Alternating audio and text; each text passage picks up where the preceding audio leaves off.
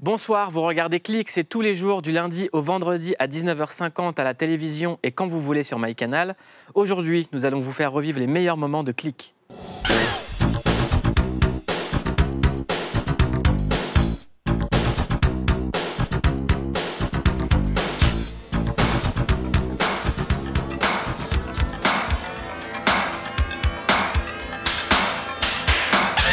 Bonsoir Rebecca Zlotowski. Bonsoir Mouloud.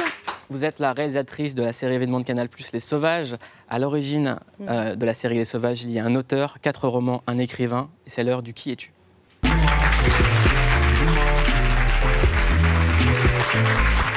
Papatheodorou, une question. Qui est l'auteur des Sauvages ? Il s'appelle Sabri Louata. Entre 2012 et 2014, il a publié Les Sauvages, donc un thriller politique composé de 4 tomes. Sabri Louata a écrit cette tétralogie suite aux émeutes de 2005. Il a voulu décrire le feu dans les têtes de ces jeunes à qui on demande toujours, au bout de 3-4 générations en France, d'où ils viennent. On l'écoute. Le déclic du roman, ça a été les révoltes de 2005 dans les banlieues.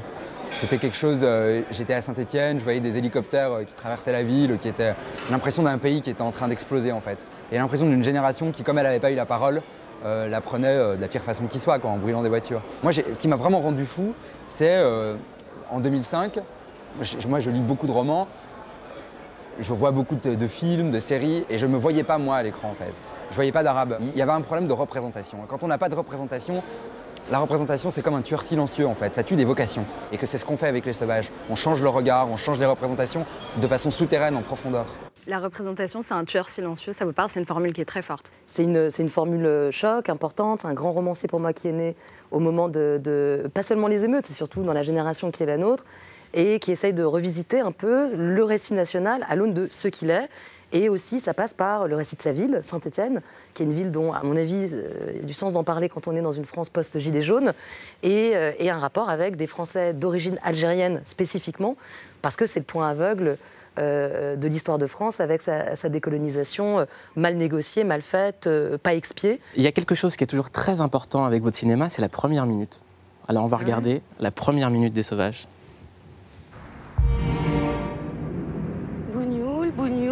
Bougnoul, Marloufi Bougnoul, Sahraoui Bougnoul, Ben Boudaoud, alors là, gros Bougnoul. Que des Bougnouls. Oh non mais sérieux, Doun, t'as invité tous les Arabes de Saint-Étienne au mariage de Slim ou quoi? Écoute, Arabe, un mariage français, il n'y a que des Français. À nous, c'est normal qu'il y ait que des Arabes. Hein. C'est Aïda. T'es sérieuse? C'est Aïda la Tunisienne. Je comprends même pas pourquoi tu l'as invitée, celle-là. T'as pas honte de parler comme ça, surtout devant tes enfants en plus. Ils entendent rien. Crime! Wouh! Crime! Crime! Oh, arrête, ils travaillent. Luna! Arrête de crier. Oh, ça va. Hein? J'ai même invité l'oncle de Wardat. Monsieur Aloulou? Non! Tu te rappelles de Skin, comment on lui faisait la misère quand on était petite? On lui disait Monsieur Aloulou!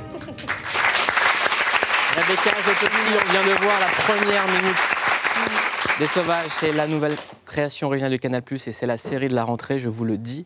Qu'est-ce qu'elle dit, cette première minute ? Elle met les pieds dans le plat tout de suite avec l'assignation Bougnoul, c'est-à-dire exactement ce que Sabri en parlait un petit peu tout à l'heure. C'est l'idée d'utiliser, en fait, sans hypocrisie, le discours de l'ennemi, entre guillemets, mais surtout pour nous rendre tous plus intelligents. Moi, je crois en fait aux fictions qui disent aux gens « Vous n'êtes pas cette personne qui les prenait pour des bougnoules.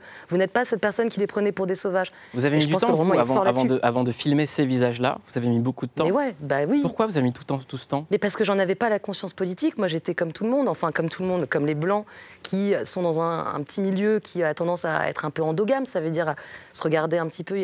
Je fais partie d'une industrie du cinéma qui est très belle en France parce qu'elle est libre, mais en même temps, de temps en temps, elle est un peu refermée sur elle. Elle a tendance à s'embourgeoiser. Et au bout d'un moment, on finit par filmer les gens qui sont face à vous sans réactualiser, sans reconsidérer ça. Et il suffit de prendre conscience du problème, prendre conscience du fait que dans la place de pouvoir, il n'y a pas tout le monde, il n'y a pas tous les visages alors qu'on les voit dans la société civile, pour que ça change immédiatement. On va faire un tour en 2017 au Maroc, festival Mawazine, avec le chanteur Cheb Khaled sur scène.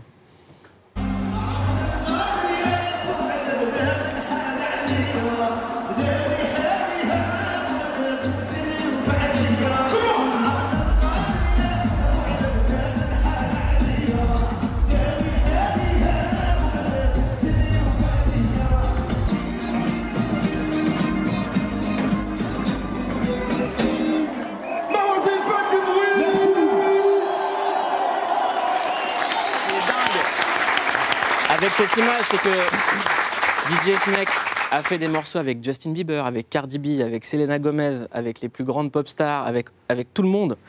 Et la personne qui l'a impressionné le plus, c'est Shep Khaled. C'est une légende, c'est une personne qui a marqué l'histoire plein de fois.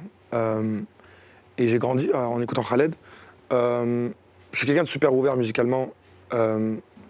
J'ai grandi en banlieue, dans des endroits où il y a un peu de tout. On grandit avec des blancs, des africains, des jaunes, toutes les couleurs, toutes les origines. Et on grandit avec la musique des voisins le dimanche. Et voilà, c'est ce qui fait aussi ma force, c'est ce qui fait notre force dans ce pays. C'est le fait d'avoir plein de gens de différents horizons. Et moi, je vois ça comme une force. Certains voient ça comme une faiblesse. Ces gens la divisent. Moi, je réunis les gens. Edgar Morin, vous dites qu'on vit une crise d'humanité sans précédent, que c'est même pas une crise politique, que c'est une crise d'humanité. Qu'est-ce qui lui arrive à l'humanité?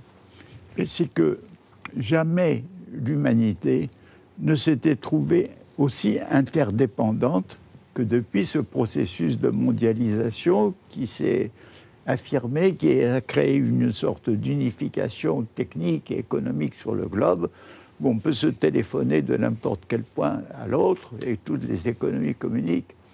Alors, malheureusement, cette unification techno-économique n'a pas conduit à une compréhension entre les peuples, entre les gens.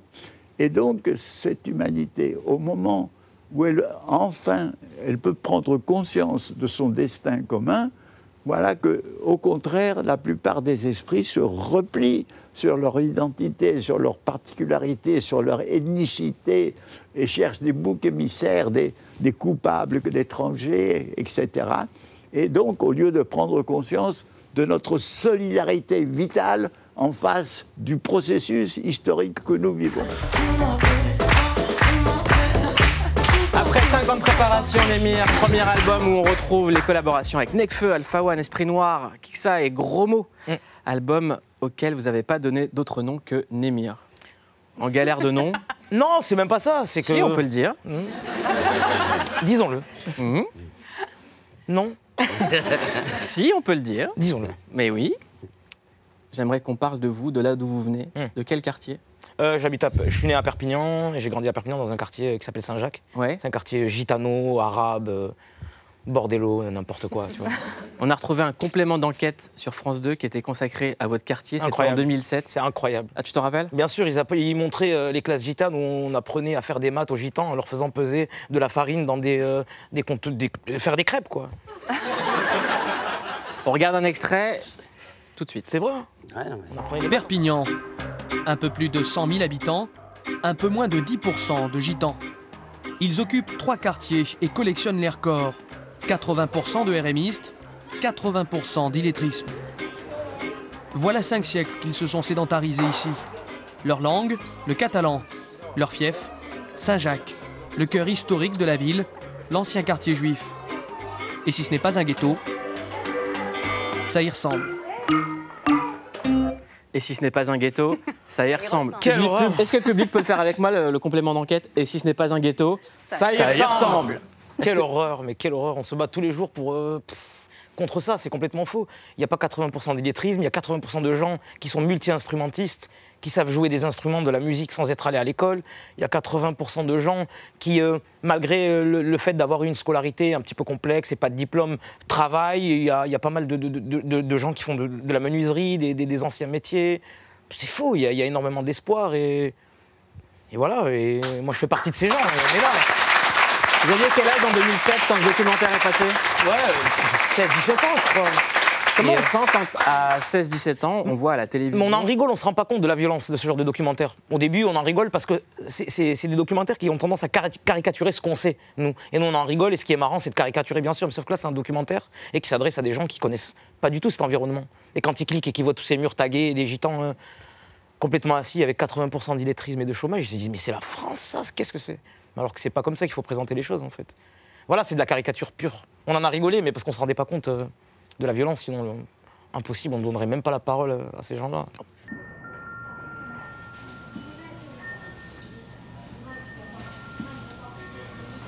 Touche pas, touche pas. Ça, c'est sûr, ça part direct. Et tu vends ça combien, ça? 15 000. Et ça a coûté 5 balles à faire. Mais non, il faut que tu comprennes l'œuvre de l'artiste. Tu vois, il y a une âme, il y a un concept, c'est de l'art. C'est une entourloupe. Avec plaisir que tu sois là. Bonjour Antoine. Je vous présente Roman, mon ami. Bonjour. Voilà, Antoine, directeur de la galerie. Ça se passe très bien. C'est vrai? Ouais, Ça je suis très content. C'est incroyable, ça. Ouais, incroyable. Là, ça va. Comment je déteste les mecs qui serrent la main comme ça. Le fils de pute. Ça s'appelle serrer la main. Serre la main, bâtard. J'ai l'impression de serrer un pénis de poule. On dirait on vient de nous présenter une algue. Tu réalises que là, pour nous dire bonjour, là, il utilise absolument aucun des muscles de sa main. Tu réalises ça ou pas? Mais c'est si dur que ça de nous respecter. Il fait semblant, comme tout le monde. Et il veut pas. Tu vois pas qu'il se la raconte, lui? Il se prend au sérieux, là. Il nous regarde même pas, le chien. T'es quelqu'un comme tout le monde, hein. Crois pas que t'es spécial, hein. Viens, on lui rend même pas sa main. Mais grave. Ça va, frérot? La forme, hein? Enchanté. Hein, t'es décédé ou quoi? Pardon? Avec ta main de merde, là, pleine de mépris, là, ça me donne envie de foutre le feu à ta maison un dimanche où il fait beau. J'espère que quand tu te branles, tu serres un peu plus fort. Sinon, t'es pas prêt de kiffer, mon gars. Non, je lui rends pas sa main. C'est ma main. J'ai 3 mains maintenant. Je vais pouvoir me gratter les couilles quand je joue de la guitare. Je joue de la guitare et tu me grattes les couilles. Ouais. Je joue de la guitare et tu me grattes les couilles. Et rimer ça avec grenouille. Fatou Diom, vous avez raconté un Titanic, version sénégalaise, sauf que là, c'est pas James Cameron qui le raconte, il n'y a pas Leonardo DiCaprio, il n'y a pas Céline Dion qui chante, c'est Fatou Diom qui écrit. Oui, c'est le début de votre roman Fatou Diom. Au lendemain du naufrage du Joula, c'était le 26 septembre 2002. Le Joula, c'est un bateau, c'est un ferry qui assurait la liaison entre Ziguinchor, dans le sud du Sénégal, et sa capitale, Dakar. C'est un bateau qui pouvait accueillir 550 personnes environ, mais ce jour-là, il est surchargé et près de 2000 personnes sont à bord. Il n'arrivera jamais à destination puisqu'il fait naufrage à 40 km des côtes. Le bilan, c'est 65 survivants, 600 corps retrouvés et plus de 1860 morts. Tu parlais du Titanic, Mouloud, eh bien c'est plus que le bilan du Titanic. Oui, et selon que vous soyez puissant ou misérable, donc c'est une catastrophe du tiers-monde. Peut-être que l'opinion internationale s'est beaucoup moins intéressée à ces pauvres qui sont morts. Et bien, il y avait toutes les nationalités. Il y a des gens venus d'Europe qui étaient en vacances. C'est intéressant ce que vous dites, puissant et misérable, c'est qu'encore une fois, vous réfutez l'histoire de couleur. Oui, pour moi, c'est vraiment... Aujourd'hui, c'est l'économie qui parle. Vous savez, c'est quoi la vie des gens du tiers-monde? Juste pour vous dire, le paludisme, par exemple, tue beaucoup plus sous les tropiques que le sida dans le monde entier. Qui en parle? Ce sont des pays pauvres. Vous en parlez ce soir sur le plateau de Clic, voilà, Fatou Diom. Exactement. Et puis merci de me donner l'occasion d'en parler, Mouloud, parce que, vous voyez, c'est pour ça aussi que j'invite à dépasser l'histoire. Le clivage historique, il existe, c'est vrai. Mais la réalité d'aujourd'hui, elle nous interpelle aussi. Donc si nous ne pouvons pas aider les gens qui ont connu l'esclavage avant ou la colonisation avant, mais nous pouvons essayer de faire des choses pour les injustices d'aujourd'hui. Donc vous pouvez toujours vous émouvoir le nombre de victimes de Néron, vous ne pouvez plus rien pour eux. Par contre, pour aujourd'hui, quand il y a des clivages économiques comme ça, un fossé entre le nord et le sud, la justice de ce monde, c'est nous tous qui devons la réclamer, quelle que soit la couleur. Fatou Diom, j'ai une question. Quels sont selon vous les mots qu'on peut rencontrer quand on est issu de l'immigration, qu'on est dans ces quartiers, qu'on est tous mélangés?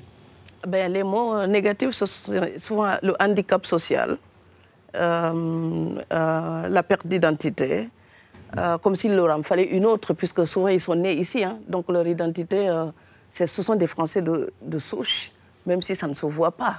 Donc ce sont des Européens noirs et des Européens arabes d'origine. Mais on parle aussi d'immigrés deuxième génération, troisième génération. Et c'est un non-sens linguistique parce que l'immigré, c'est celui qui a quitté son pays, son village ou sa ville avec sa petite valise et qui débarque. Une fois installés, les enfants auxquels ils donnent naissance ne peuvent absolument pas hériter de ce statut. Donc ce sont des Français d'origine. Zaya, vous êtes née en Algérie, oui. Vous avez grandi en France, maintenant vous vivez à Londres. Oui. Vous vous sentez de quelle nationalité? Vous avez quel rapport à l'identité? Je me sens surtout, je suis humaniste. Je suis juste un être vivant.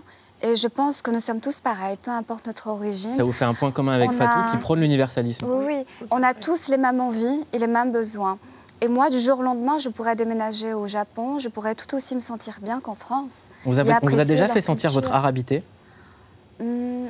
Non, pas vraiment, mais même si on me l'a fait sentir, ça ne me gêne pas. Je suis arabe. J'aime la culture arabe, mais ça ne veut pas dire que je n'ai pas les mêmes besoins que les Français et que je n'ai pas le besoin de cette liberté. Vous êtes le premier à avoir travaillé sur les fake news à l'époque de la rumeur d'Orléans, Émilie. Oui, on est en avril 1969 à Orléans. Une rumeur dit que des jeunes femmes disparaissent dans des boutiques de vêtements. Les cabines d'essayage contiendraient des trappes dans lesquelles elles disparaîtraient. Ces jeunes femmes seraient ensuite droguées, transportées à l'étranger pour se prostituer. Donc tout ça a des conséquences assez immédiates. Les commerces qui sont visés ne sont plus fréquentés. La presse va relayer cet événement et surtout la police va se pencher sur ces événements, sur ces faits divers. Vous aussi, avec votre équipe, vous allez vous pencher, vous allez aller enquêter à Orléans avec 5 chercheurs. Et il y aura 2 conclusions qui vont se dégager. La première, c'est qu'il n'y a eu aucun enlèvement de jeunes femmes. Et la deuxième, c'est que c'est des commerçants juifs qui sont visés. Vous l'expliquez en 1969, il y a une explication sociologique derrière tout ça. Le fantôme du juif qui, dans le monde chrétien occidental, est celui qui fixe l'angoisse et qui prend en charge la culpabilité, et finalement qu'on va sacrifier comme bouc émissaire, ce fantôme du juif commence à sortir des profondeurs où on le croyait à jamais enfoui. Alors, c'est ça, à mon avis, le terrain favorable de cette rumeur. Vous avez une sorte de spasme, de délire antisémite extrêmement passager et presque encore inconscient. On va passer du cas singulier, c'est un commerçant juif, à l'idée générale, ah, ces juifs quand même, ils sont bien tous les mêmes. Edgar Morin, les images qu'on vient de voir datent d'août 1969. 50 ans plus tard, état des lieux de l'antisémitisme en France. Est-ce que ça a changé? Aujourd'hui, si vous voulez, ça fait partie de ce climat où d'un côté, ce sont les Arabes qui sont jugés dangereux et menaçants de remplacer les Français, mais l'antisémitisme a lui-même pris un renouveau, pas le même aussi intense qu'avant-guerre, mais il faut dire qu'il n'est pas mort. Et seulement, je dirais que l'anti-islamisme ou l'anti-arabisme ne doit pas nous cacher l'antisémitisme, lequel ne doit pas nous cacher l'anti-arabisme et l'anti-islamisme. Il y a eu un mystère pas possible tout l'été sur la série Les Sauvages, parce que quand on voyait ces visages avec le mot Les Sauvages, il y a plein de gens qui avaient peur. Expliquez-nous, levez le voile sur Les Sauvages, sur la série. L'histoire en 2 mots, elle peut se résumer comme ça. C'est le premier président d'origine algérienne arrive au pouvoir, Roch Dizem, espèce de Barack Obama hyper séduisant qui est à la faveur d'un alignement de planètes qui est pas loin de ce qui a amené peut-être Macron, c'est-à-dire un outsider à arriver au pouvoir, plutôt libéral, ancien prof de Harvard, donc hyper gentrifié, bourgeois, bohème, habitant une petite banlieue parisienne gentrifiée. Il arrive au pouvoir, il est victime d'un attentat le soir même de son élection. Et le mec qui a tiré fait partie de sa famille, puisque c'est le cousin de son gendre. Et ça crée une espèce d'inflammation, c'est un problème de médecin, ça. Ça crée un embrasement dans le pays, à l'échelle d'une famille, puis à l'échelle du pays. Et l'idée de Sabri Louata, que je trouve sublime, c'est de dire qu'un pays, c'est comme une famille. C'est-à-dire quand on a des communautés qui s'affrontent, c'est comme des membres de la famille qui s'affrontent et qui, malgré tout, sont obligés de coexister. Les sauvages, ça vient d'un mot latin, la selve, c'est la forêt. C'est ceux qui sont restés dans la forêt, ceux qui sont restés dans les bois. Nous, le but de la série, c'est de les faire sortir des bois pour montrer en fait à quel point ils appartiennent à l'histoire de France. Pour vous, c'était qui les Arabes? Comment est-ce que vous les voyez, pour rebondir sur ces propos? En tant que cinéaste, en tant que femme, citoyenne, en tant que Française, qui a grandi dans le 13e arrondissement, qui a fait des études, qui a connu plusieurs vies, plusieurs expériences. Comment est-ce que vous voyez les Arabes? Déjà, j'ai une histoire qui est particulière parce que il se trouve que j'ai une mère qui est née au Maroc et qui n'était pas à pied noir, qui était, elle, d'origine berbère, qui était d'Oujda. Ça va faire rire Jonathan Cohen parce que je dis Oujda comme quelqu'un de super snob. C'est à la frontière entre l'Algérie et le Maroc. C'est à la frontière entre l'Algérie et le Maroc. Donc j'avais une histoire personnelle qui m'amenait... Bon, il y a un côté quand même polonais, hein, ça se voit un peu. Mais donc j'avais une histoire personnelle, disons, avec la Méditerranée, ce Maghreb qui a fait partie de ma famille, de l'histoire familiale. Et après, je l'ai regardée comme une Française qui, elle, a bénéficié plein tube, plein pot d'une école de la République, d'un système de République française qui n'a pas fonctionné sur d'autres. White a failli s'appeler White Privilege, le privilège blanc. Au début, c'était un titre de travail. Yes, white privileged male. White privileged male. Mais ça faisait un petit peu trop plaisanterie. En tout cas, alors j'en ai parlé avec mon éditeur et on s'est dit que white, c'était bien plus simple, ça passait mieux et c'est assez suggestif de cette neutralité à laquelle j'aspire dans le livre. Alors je sais qu'il y a des personnes qui pensent que c'est un titre accroche, que je parlais de racisme, alors que je ne parle pas du tout de racisme. Non, c'est juste que voilà, j'essaie de parler des choses qui nous entourent et comment essayer de rester calme dans cette société. Je ne pense pas que ce soit un titre qui soit accrocheur pour les groupes nationalistes ou... lorsque je parle du fait que j'adore Richard Gere ou John Didion ou la façon dont j'ai écrit le livre Moins que zéro, non, là dans ce livre je parle beaucoup plus de ma vie, des personnages que j'ai créés et l'état actuel des choses. Est-ce que vous, en tant que blanc, vous vous êtes senti privilégié ou bénéficié d'un privilège? Oui, bien entendu, dans une certaine mesure, on nous le dit du matin au soir. On ne peut rien y faire, à vrai dire. Donc, d'une certaine manière, c'est quelque chose qui vous colle à la peau. Et c'est dommage, cette politique de l'identité, je ne l'apprécie pas beaucoup. Je pense qu'il faut y réagir calmement. Il ne faut pas créer de distinction en raison de la couleur, en raison de la sexualité, en raison de leur handicap, quels que soient les problèmes qu'ils ont. Et en tout cas, c'est ça qui me pose problème avec ce type d'opinion. Et si vous lisez le livre, le titre du livre, et vous dites que c'est ce que je suis en train de faire, non, pas du tout. La couverture de ce livre qui s'appelle White va du noir au blanc avec plusieurs nuances. Et c'est exactement ce qu'il faut comprendre de la pensée de Bret Easton Ellis. Eh, vous avez vu le coq Maurice, là, celui qui gueulait trop fort? Il a été relaxé. Eh, Maurice, t'as été relaxé? Sartec, hein? Ça veut dire que quoi? T'étais trop tendu ou quoi? T'avais besoin d'un massage? Super, j'adore les coqs de téléphone, hein. Allez. Non, mais quand je pense qu'il y a des gens qui font un procès à un coq, les gars, un coq. Ça, c'est abusé. Oh. Non, mais ça, t'as raison. Comment on fait un procès? Il se défend comment, le coq? Son avocat, c'est un avocat?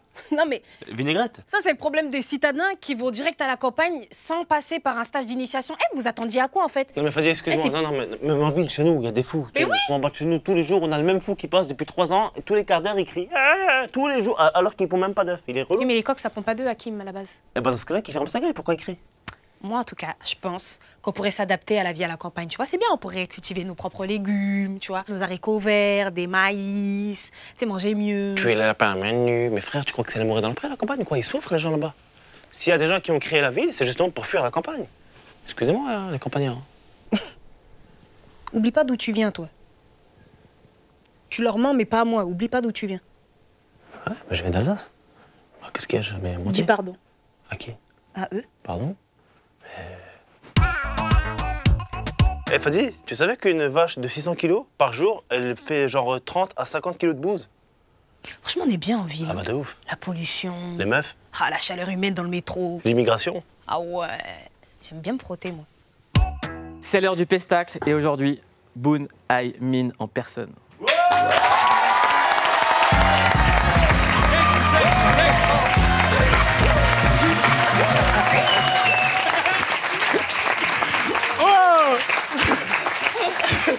Si les gens savaient d'où on vient tous les deux. Oh, on vient tellement de loin, Frangin.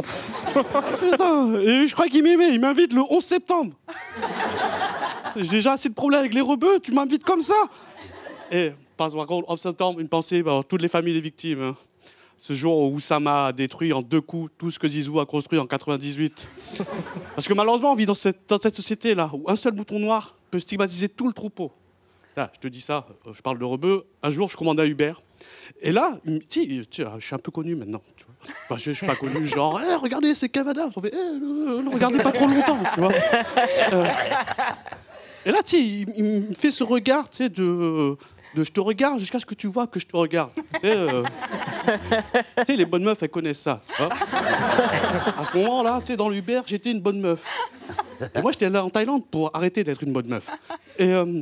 Et puis il me fait, mais vous n'êtes pas le chinois de la télé, là, celui de qu'est-ce qu'on a fait au bon Dieu? T'es sérieux, frère? On a confondu avec Frédéric Shaw. Mais on est le jour et la nuit. Et moi, c'est une soirée d'éclipse. Et frère, on joue les 7 différences. Tu joues 7 vies. Et là, il enchaîne. Mais je suis sûr, je t'ai déjà vu sur Internet. T'es comédien, c'est ça? Et c'est ça qui m'a rendu fou, en fait. c'est pas qu'il est confondu deux Asiates. Hein. Moi aussi, je suis pas physionomiste. Hein. Salam alaikum, Jamel. Mais moi, je suis profondément gentil. Et quand tu fais le fou avec moi je peux faire plus fou que toi. Et là, je dis, moi, en fait, je suis pas vraiment comédien. Je suis cascadeur de films porno. Là, le mec, il tousse, il a son œil de verre qui tombe sur le siège passager, il attache ta ceinture comme ça, parce qu'il sent que le trajet va être dangereux. Il me fait, mais comment ça? Je fais, tu sais, dans les films porno, il y a plusieurs positions, certaines elles sont dangereuses, les Asiatiques, on est souple. Là, je vois, son œil, il bug, il remet toute sa vie en question. Est-ce que c'est la Terre qui est plate? Est-ce que c'est le Soleil qui tourne autour de la Lune? Où suis-je? Frère, on va faire simple. Un jour, t'as kiffé sur un film. Dans ce film, c'était Wham. Et là, je vois son âme qui sort de son orbite, se jette par le pare-brise, appelle un autre Uber Pool, direction destination finale. Et là, il a plus parlé, j'étais tranquille pour tout le reste du trajet. Uber Pool, destination finale. Et ouais, il y a des vannes que tu télécharges après, frère. Ah, la connexion algérienne, nous, poteau. Ah, frère.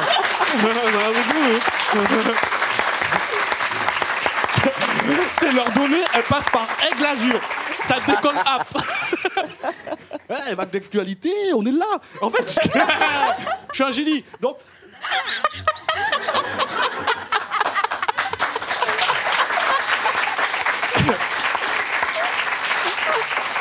En fait, tu vois, c'est le vrai truc qui m'a saoulé, c'est que. Vas-y, reprends, frère. T'as inventé une note plus aiguë que la moyenne mondiale. C'est qu'il y a un dauphin qui va arriver, là. On va être obligé de lui jeter du galac. Bref. Ce qui m'a saoulé, en fait, c'est que c'est un Uber. Il y a mon nom sur ton téléphone. T'as qu'à le lire. T'as qu'à t'éduquer. Et même si t'étais dyslexique, il y a 0 lettre de pareil entre Bounaïmin et Frédéric Shaw. Toi, au Scrabble, tu fais des points négatifs, frangin. Et en fait, c'est juste ça, tu sais, le racisme. Le racisme, c'est juste de la bêtise, de la fainéantise. Moi, j'ai fait l'effort de regarder sur mon téléphone, de lire et de voir que tu t'appelles Oussama Toyota Prius ZX45B75. Et je savais que t'étais pas méchant. Et je pense que c'est comme ça, en fait, qu'on peut lutter efficacement contre le racisme. Alors, les jeunes, retenez bien. Ayez des bonbons et des chargeurs dans vos voitures. Parce que, bref, tous les Arabes, ils sont pas tous méchants, ils sont pas tous chauffeurs Uber. Et je suis pas Frédéric Shaw. Merci à toi, Jamel, pour tout ce que tu fais. Bravo, Bounaïmin. À l'heure où les communautés se divisent et où les personnes ont tendance à se mettre les unes contre les autres, vous dites, moi, je me méfie des opportunistes qui utilisent le poids de la colonisation pour éviter de nous faire avancer. Oui, parce que la haine demande moins d'intelligence. Donc, essayer d'aimer les autres, essayer de les découvrir, c'est un effort, ça prend du temps. Alors que prendre l'histoire et tout ce qu'elle a de plus tragique et se bloquer sur ça, eh bien, vous pouvez détester les autres pour les 1000 ans à venir. Moi, je trouve que ce serait gaspiller mon temps de vie. Je suis consciente que la vie, elle est limitée. Pendant ce temps limité, que pouvons-nous faire si nous n'avons vécu que dans la haine? Mon Dieu, quelle tristesse! Donc oui, moi je crois à la réconciliation, je crois au dialogue. Mais sans oublier l'histoire. Sans oublier l'histoire. C'est ce que fait ce roman. Ah oui, ce roman n'oublie pas l'histoire. Donc je me souviens de mes ancêtres animistes, mais je me souviens aussi que Senghor parlait de la langue française qu'il mangeait comme de la confiture. Et je fais comme lui, et je crois à la troisième voie. C'est-à-dire qu'il faut perdre les complexes coloniaux des deux côtés. Donc le complexe colonial de l'Occident, c'est le complexe de supériorité. Et le complexe colonial de l'Afrique, c'est le complexe d'infériorité. Donc je voudrais juste que tout le monde garde les épaules à peu près droites. Et regarde-nous dans les yeux avec un sourire. Et autour de la table, nous pouvons parler de ce millénaire en frères humains, comme Voltaire convoquait la fratrie humaine.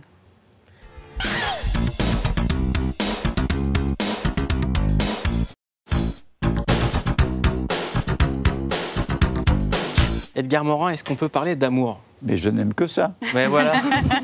Moi aussi, j'aimerais qu'on parle un peu d'amour. L'amour, on la voit dans vos souvenirs. Elle imprègne votre œuvre. Vous nous l'avez dit la dernière fois en interview, vous vivez pour Eros, qui représente l'amour chez les Grecs. Question très très simple. Quand on lit ce livre, on pense à toutes les femmes de votre vie. Est-ce que vous savez combien de femmes vous avez aimées dans votre vie? Écoutez, je ne fais pas de comptabilité. Il s'est trouvé que dans ma vie, peut-être j'avais un tempérament amoureux, c'est vrai, parce qu'une fois j'ai rencontré une jeune femme absolument superbe, et je lui dis, mais pourquoi es-tu venu à moi?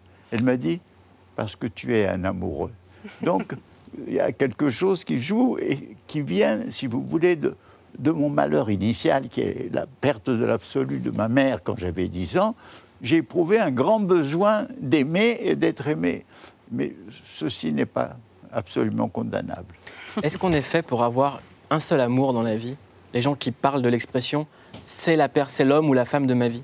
Mais si vous prenez mon cas, j'ai quand même 98 ans, et donc je me suis marié 4 fois, mais je veux dire que la première fois, ça a duré quand même 17 ans. Je ne sais pas du tout comme les vedettes d'Hollywood qui divorcent au bout de quelques mois. Hein.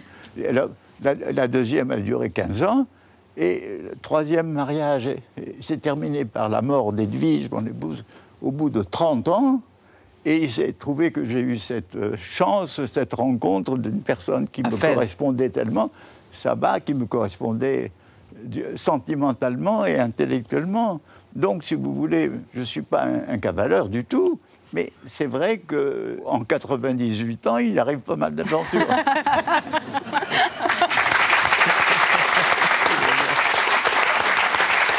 Présenter 2 jeunes femmes, l'amour est au cœur de leur œuvre, la réalisatrice et comédienne Afsia Herzi et l'humoriste Inès Reg.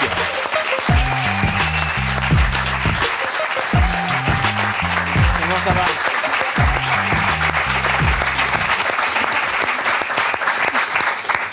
Salut Inès. Salut. Salut Afsia Herzi. Salut. Afsia, on vous a découverte lorsque vous aviez 20 ans avec le film La graine et le mulet d'Abdelatif Kechiche. Ce film vous a permis de remporter le César du meilleur espoir féminin en 2008. 11 ans plus tard, vous réalisez votre premier long métrage présenté au Festival de Cannes en mai dernier à la Semaine de la Critique et qui a été récompensé au Festival d'Angoulême cette année. C'est un film qu'on aime énormément ici, que je vous conseille d'aller voir.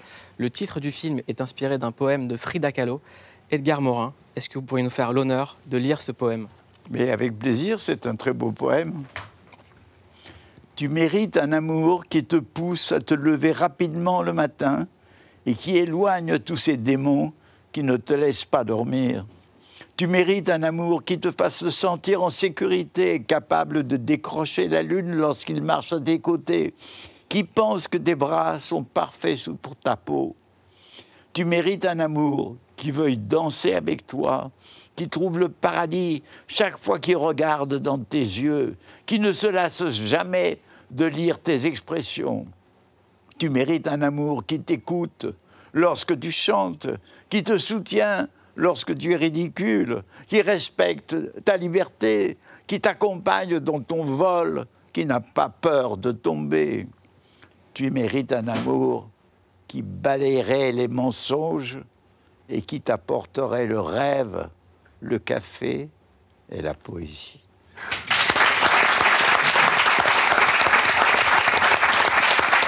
Merci beaucoup. Qu'est-ce qu'il faut écrire quand on a envie de plaire à quelqu'un? Ou qu'est-ce qu'il ne faut surtout pas écrire? Vous nous posez la question à tous les trois. Moi, je suis une femme. Donc, moi, j'ai essayé d'écrire. Je ne parle pas d'écrire des livres. Je parle d'écrire à des hommes parce que je voulais les séduire, en fait. Et j'avais entendu dire qu'il y avait des troubadours, non, qui se mettaient sous des balcons. Donc moi, j'ai toujours pensé que ça marchait comme ça. Et dès que j'ai mis ça sur un terrain comme ça de mots avec les hommes, ils sont partis en courant.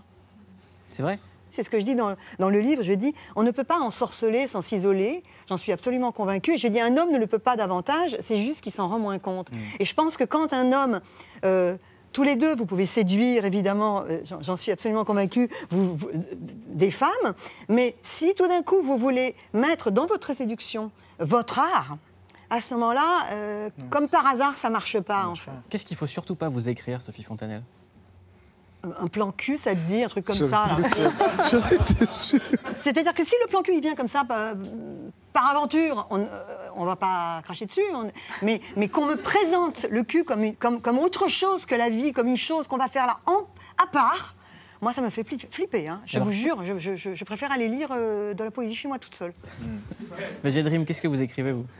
Être naturel, je pense que c'est le plus simple, quoi. Je demande officiellement et solennellement à Éric Orsena, membre de l'Académie française, de nous rédiger un SMS type de séduction de première approche. Ça vous dirait Vancouver? Oh là, il est fort. Hein, Trop fort, le mec. Voilà. Eh bien, je vous assure, il y a un taux de réussite satisfaisant.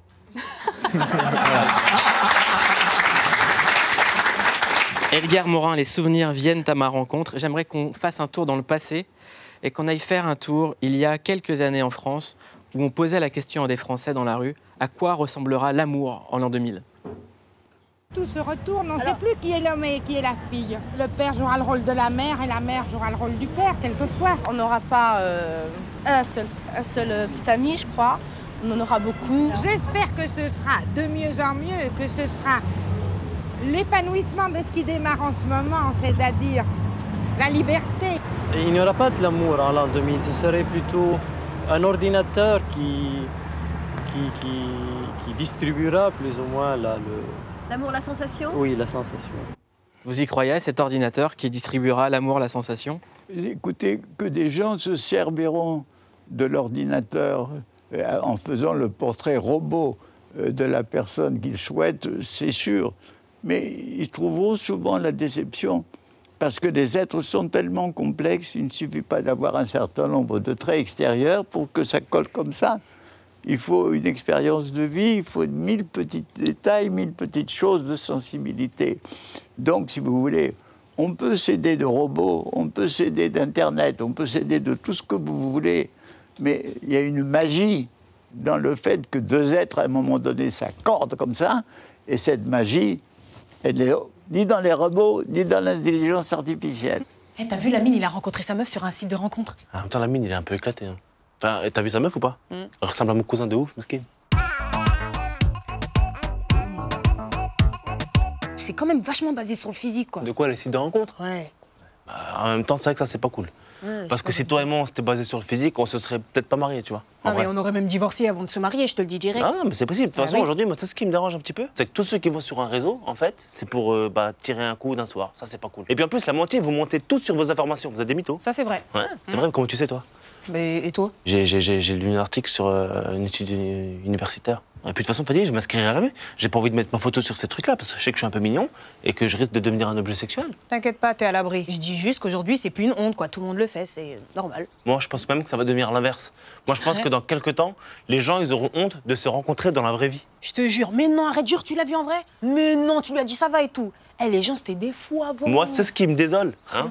C'est qu'avant, en vrai, ils n'avaient pas besoin de site de rencontre pour être en couple. Ouais. Va, Roméo et Juliette. Louis XVI. Marie et Antoinette. Tu sais quoi, moi, je viens d'avoir une idée, en vrai de vrai. Il faudrait créer une appli de rencontre de ouf. Genre, tu sais, t'envoies de l'argent aux gens et ils viennent directement chez toi. Comme ça, plus besoin de mentir, plus besoin de draguer et tout. Cash, ils viennent tout de suite. Mais ça s'appelle de la prostitution, Hakim. Et une appli où quelqu'un vient chez toi pour te masser, ça passe, ça? Vas-y, viens, je vais te masser, toi, parce que tu vas comprendre. À Damasio, dans Les Furtifs, il y a une histoire d'amour. Aujourd'hui, les téléphones permettent, grâce à des applications de rencontre, qui sont drivées et dirigées par des algorithmes, de rencontrer l'amour. Qu'est-ce que ça va donner comme génération? Est-ce que ça va être de la pure reproduction sociale? Parce que est-ce que les algorithmes ne nous font rencontrer que des gens qui sont de même classe sociale? Ou est-ce que ça va créer du hasard? Ce qui est marrant, c'est que je regardais, toujours pour parler de ça, mais par exemple sur Tinder, ils expliquaient que l'algorithme ne maximise pas du tout ta recherche en réalité. Il comprend très vite le type de personne qui te plaît. Admettons que tu es hétéro et que tu regardes des filles. Il va voir que, par exemple, tu aimes bien les petites blondes, je sais pas, aux yeux verts, machin. Et il va pas te donner les petites blondes aux yeux verts. Il va te donner des gens qui te correspondent pas pour que tu passes le maximum de temps possible sur l'appli, tu vois. Donc la récompense, là aussi, est aléatoire. C'est fait pour ça. Sinon, tu arriverais très vite au profil que tu aimes bien et ça donnerait « je ferme Tinder », tu vois. Voilà. Après, moi, je ne crois pas du tout au match. C'est-à-dire que je ne crois pas du tout que l'optique, une simple photo, ce que vous êtes en train de dire, c'est que déterminer les applications de rencontre font tout pour qu'on ait l'illusion de rencontrer quelqu'un, mais provoquent l'échec pour qu'on retourne utiliser leur application. C'est des choses vraiment que j'ai lues. Hein. Ouais, c'est des choses qui sont sciemment construites dans l'algorithme pour éviter... J'ai entendu dans le public, c'est pour ça que ça n'a pas marché. Non, mais c'est extrêmement... Voilà. Maintenant, je ne crois pas que uniquement pour des dimensions optiques, l'amour, c'est autre chose que de l'optique. Ouais. C'est une voix, c'est une présence, c'est une chaleur, c'est un parfum, c'est une odeur, c'est un goût, c'est tellement de choses. C'est un magnétisme, c'est un charisme, c'est une façon de bouger. Vous avez des images fixes et on vous dit à partir de ça, vous allez déterminer Moi, ça me paraît fou, quoi. Ouais. En tout cas, si tu es célibataire et que tu aimes Alain Damasio, on peut se parler. Xavier Hervy, comédienne et réalisatrice de son premier film. Ça s'appelle Tu mérites un amour. Bande annonce. Ça te dirait de prendre mon numéro, on va boire un verre, quelque chose? T'as déjà été amoureuse? Ah bah oui. Comment tu le sais?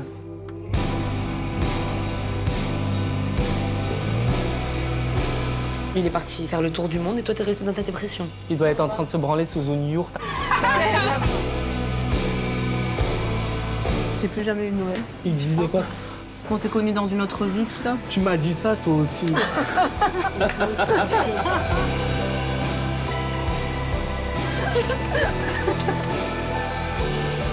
J'ai envie qu'on se remette ensemble, je t'aime encore.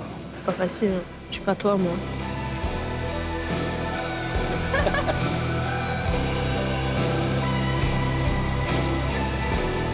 Tu fais quoi? Rien.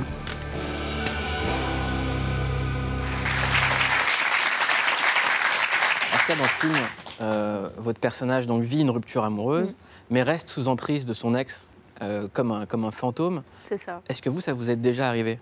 Non. Non, mais j'ai beaucoup observé, ça m'a toujours intriguée, c'est pour ça qu'est né le film, la complexité de l'amour, en fait. Et justement, la rupture qui peut être vécue comme un deuil. Est-ce que la rupture, ça peut être un moteur créatif, comme ça l'a été pour Xavier Hervy et son film? Je crois, oui. Toutes les épreuves de la vie peuvent être des bons moteurs, mais dans un deuxième temps. Il y a aussi une temporalité propre.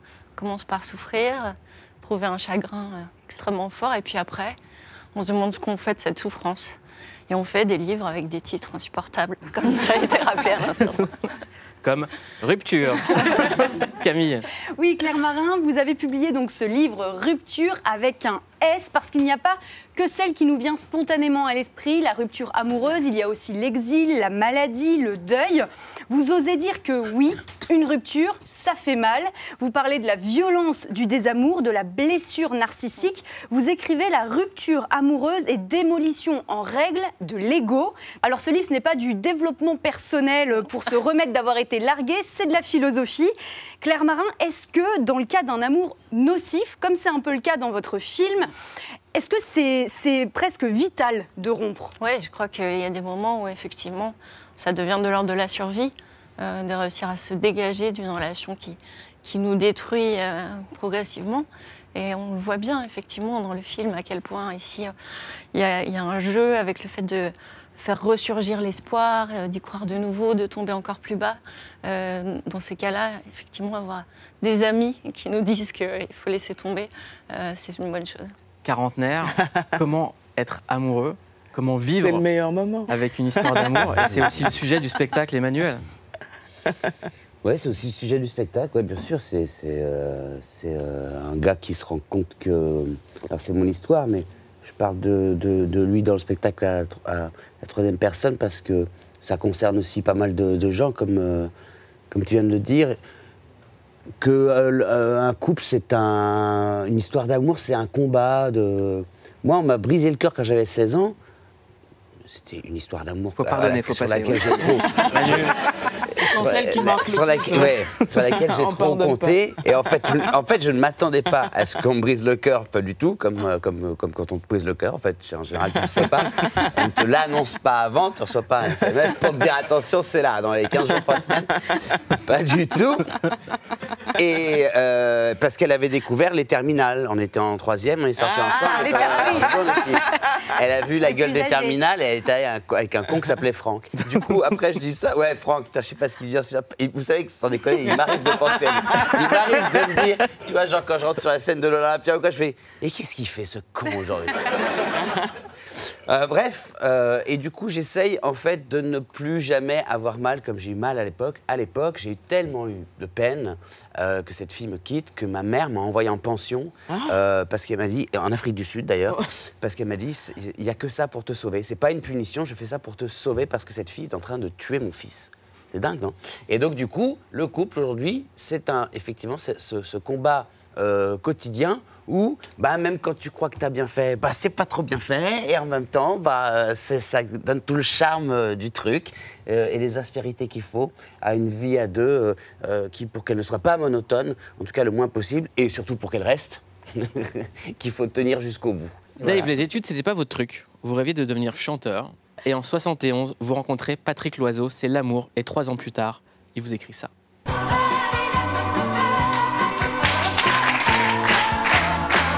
Et Dave, 48 ans plus tard, vous êtes toujours là et vous êtes toujours amoureux de Patrick Loiseau. 48 ans. 48 ans. Ouais. Comment est-ce qu'on reste 48 ans avec la même personne?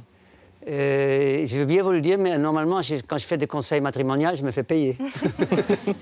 Non, je pense que je n'ai pas de secret de couple non plus, mais il faut déjà... J'aime une expression française qui est très juste, c'est les atomes crochus.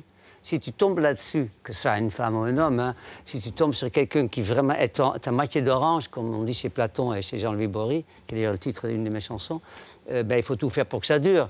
Et pour que ça dure, il faut avoir la main verte, parce que le couple, c'est comme une plante. Il faut l'arroser, mais pas trop, il ne faut pas le noyer. Et je crois que les mots-clés, c'est un peu comme un artiste sur la scène. Les 2 mots-clés pour un artiste sur scène, c'est donner et surprendre. Il faut toujours surprendre. Vous dites à votre femme tout à l'heure, on va prendre le train pour Venise. Vous allez voir, votre couple va durer encore bien longtemps.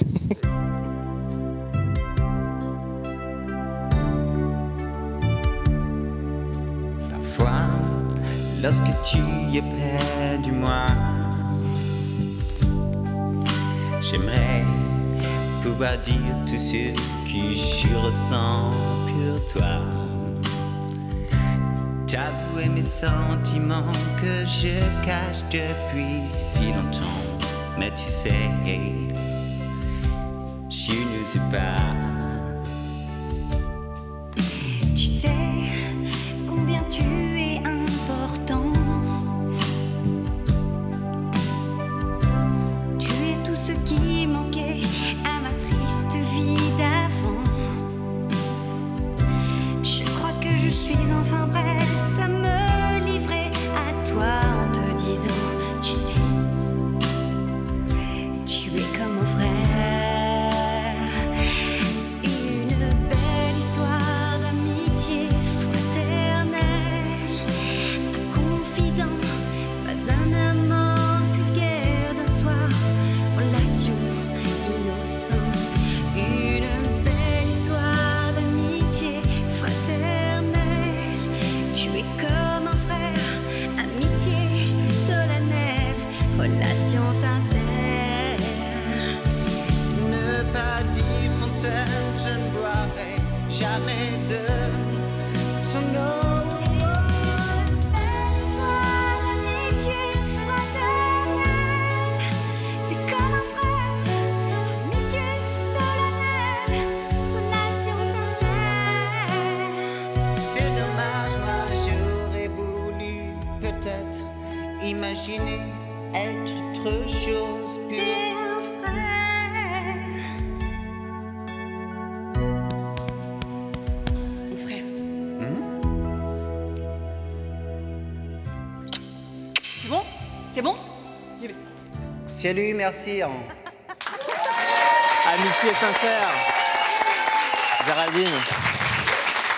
Amitié sincère, c'est un morceau qui parle de ce qu'on appelle la friend zone. Exactement. C'est magnifique. La Vous loose connaissez- zone aussi. Voilà. Vous la connaissez, la friend zone? Je l'ai évité le plus que je pouvais. Ouais. Et malheureusement, je l'ai fréquenté. Parce qu'on n'en revient jamais. Ah non, ça, il y a toujours un moment de friend zone. Inès, Kevin, c'était un coup de foudre? Non, c'était pas un coup de foudre. Non, mais c'est vrai. Mais maintenant, je t'ai répondu avec mon cœur, t'as vu? Oui. J'aurais dû faire une réponse, oui, bien entendu. Mais non, je l'aime très fort aujourd'hui, mais avant, c'était mon meilleur pote. Et je me voyais pas du tout me mettre avec lui. Il a réussi à sortir de la friend zone. Mais grave. Et Respect, ouais. mec. Respect, Kevin. Il a réussi. Mon cœur, Quoi? on sort ce soir. Bah si tu veux, mais tu veux faire quoi? Aller manger dehors. Tu vas aller, je sais pas, McDo, tacos? McDo, Kevin. Bah ouais. La veste que j'ai sur moi, Zara, 35 €. Le débardeur Mango, 20 €. Le pantalon, 25 €, Uniqlo. La tablette pour mettre des paillettes sur mes yeux, 65 €. Et tu me proposes un McDo à 10 balles? Les calculs sont pas bons, Kevin. Ah si, y a plus de... C'est quand tu vas mettre des paillettes dans ma vie, Kevin. C'est quand, où est-ce qu'on habite, Kevin? Je veux des moulures au plafond, Kevin. On habite dans le 9-3, c'est ça que tu m'offres? Oui, bah gagne plus d'oseille. Kevin, tu me veux bien. Vous travaillez avec Kevin. Oui. Parce qu'en fait, Kevin existe vraiment. Oui. C'est votre mari, mais aussi votre C'est co-auteur. ça, c'est aussi mon co-auteur. Kevin fait de la scène aussi. Ouais. Il fera ma première partie pendant mon spectacle. Il est bienvenu pour faire son pestacle ici. Voilà, effectivement, je suis le fameux Kevin de la vidéo. Pour vous expliquer un petit peu l'envers de cette vidéo, ça fait 4 ans avec Inès qu'on fait des vidéos. 4 ans que dans chaque vidéo, tu sais, j'essaye de passer ma tête pour gratter son buzz. Tu sais, je suis comme ça derrière. Ouais, vas-y, recadre un peu. Ouais, super. Ouais. Et écoute-moi bien, la seule vidéo qui marche, je suis pas dedans. En vrai, on me dit souvent qu'être ensemble tous les jours avec son mari, faire le même métier et tout, c'est pas bien, enfin, c'est compliqué et tout. Et ben, pour l'instant, tout se passe très bien. Pour et vous, je vous prenez kiffe. jamais la tête, ça se passe bien. Ah non. Ah non, ça va. Par contre, il faut que je le dise, parce que souvent, les gens, ils pensent qu'on a un couple genre modèle, couple goal, tout ça. Comment on s'arrache à la maison. Je tiens à vous le dire, hein, parce que c'est la vraie vie. On s'aime, mais en fait, on s'aime tellement que des fois... Tu vois? Mais en plus, moi, chaque matin, quand je me lève, à côté de moi, je vois pas une personne aimante. Tu vois, moi, je vois un concurrent que je dois éliminer. Tu vois, je jure que ça c'est pas possible. Tu sais, des fois, j'entends des voix quand on prend des escaliers. Tu sais, j'entends des petites voix qui me font pousse là, pousse là.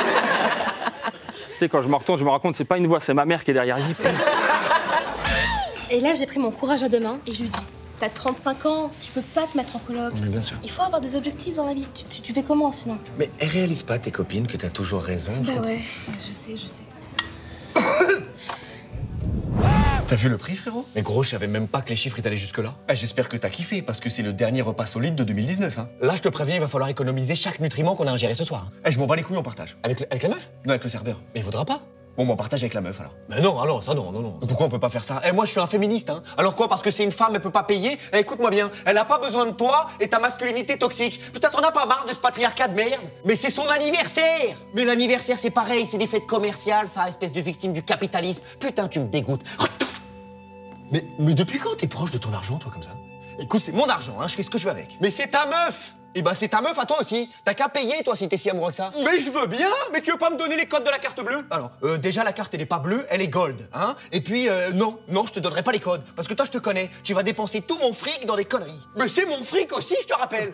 Bah oui, bah c'est ton fric, c'est ta meuf, tu veux pas mes vêtements aussi, hein. Écoute-moi bien, on va payer et ça nous fait plaisir. Tu comprends ça ou pas? Monsieur. Oh, excusez-moi, tenez ma gold. Non, mais elle a payé déjà. Hein. Quoi? Et elle est partie aussi. Qu'est-ce qui s'est passé? Je vous ai apporté l'addition. Là, vous avez figé comme un tétard. Après, vous avez marmonné des trucs sur le féminisme. Je vous avoue qu'on n'a pas trop compris. Et combien de temps j'ai figé? Un bon 45 minutes. Hein. On s'est inquiété. Hein. Et franchement, si c'était trop cher, fallait nous le dire. On aurait partagé. Non. Bah non, t'es contre. Eh Dédé, il est vraiment con, lui. Tenez, c'est votre femme au téléphone. Ah ouais? Bah non, oh, t'es con 2 fois. Hein. Elle est 2 fois con, Dédé. Edgar Morin, quelle est la plus belle chose que vous ayez entendue d'une personne dont vous étiez amoureux? Qu'est-ce qui m'arrive? Des paillettes dans ma vie, des moulures au plafond. Ce que je veux, c'est briller la nuit. Ne fais pas le con. Mais c'est quoi les paillettes que vous aimeriez qu'on vous mette dans la vie? L'amour sincère. Oui. La tranquillité, l'amour sincère, l'apaisement, voilà. Un peu d'humour et de légèreté, comme ce ouais. soir. Oui. On en a besoin. Ouais, c'est ça. Une vie de kiff. Juste le kiff. Est-ce que vous vous souvenez des premiers mots d'amour que vous avez écrits tous les trois? Moi, je me souviens. J'avais fait sur une petite feuille comme ça. Est-ce que tu veux sortir avec moi? Crois, oui ou non. Papier. Vachement bien. Tu vois, à la trappe. Vachement bien. C'est qui a écrit ça? Et la réponse? Après, elle a marqué non, faites circuler, tout le monde voit, tout le monde rigole. Tout le monde rigole. Le papier, il arrive, de toute façon, je le fais passer, c'est pas moi. Et voilà, ça fait. Eric Orsena, vous savez, premier mot d'amour? Oh, moi, c'est pour ma maman, parce qu'elle me racontait des histoires. Et puis, je lui ai dit, à un moment donné, pour que tu te reposes, c'est moi qui vais te raconter une histoire. Et ce jour-là, je devais avoir 6 ans que je suis devenu écrivain. Et dans cet album, il a écrit une chanson pour votre maman qui s'appelle Ouais. Loin devant. On écoute. Je demande pardon pour toutes mes crises, ça n'a pas été toujours facile, je m'en veux tellement.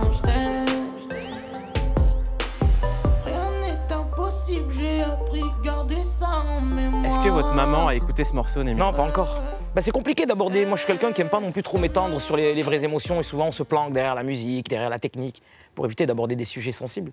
Et je voulais faire un morceau à portée sans prétention, à la portée de ma maman. On est de tradition orale, mes parents savent pas lire et écrire. On n'en fait pas assez pour sa mère, ça c'est rien, c'est 1%. Caméra. Il y a votre maman qui regarde la télé. Mais non, ça va pas. Ah oui, pardon. non, mais là j'ai cru qu'il allait dire caméra, il y a ta mère qui débarque.